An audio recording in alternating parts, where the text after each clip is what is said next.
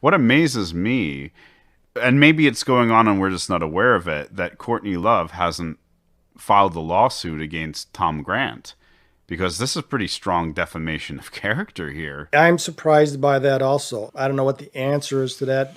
I talked to Detective Jimmy Yoshida today, who's a friend of mine. He's been a long time retired, but I still talk with him. And he was one, just to recap, one of the original detectives. He was the original detective, and his partner, Steve Kirkland, is passed.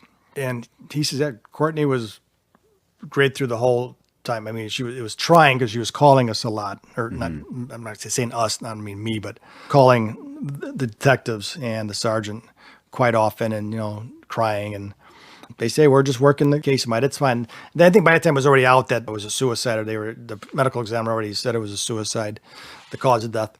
And they were still talking, and I believe she came in out of town once again for the Seattle Center reading. I don't know, it's a celebration of life or what they called it at the time. But Jimmy said to me that one thing that upset him, because they were talking with Tom Grant at the time.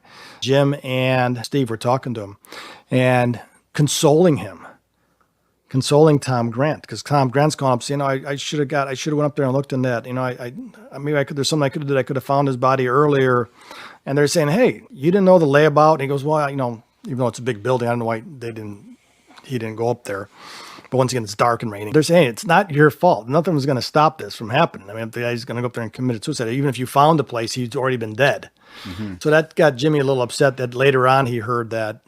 Once again, I don't know where they heard this from, but that Tom was saying, I was telling these detectives, take it real slow. It doesn't appear what it is, and you got to be really cautious. And he's going, this is the guy who was practically in tears on the phone, asking us, for forgiveness. Not asking us for forgiveness, but telling us how he made the mistakes and consolation. That's what he was asking you for. Yeah. He was asking for consolation. Yeah, you did nothing wrong. You got hired, you went out there, you're doing your job, but now trying to draw all these conclusions that you was drawing. Oh boy. So Jimmy was a little upset by that, but once again, he's way past that now.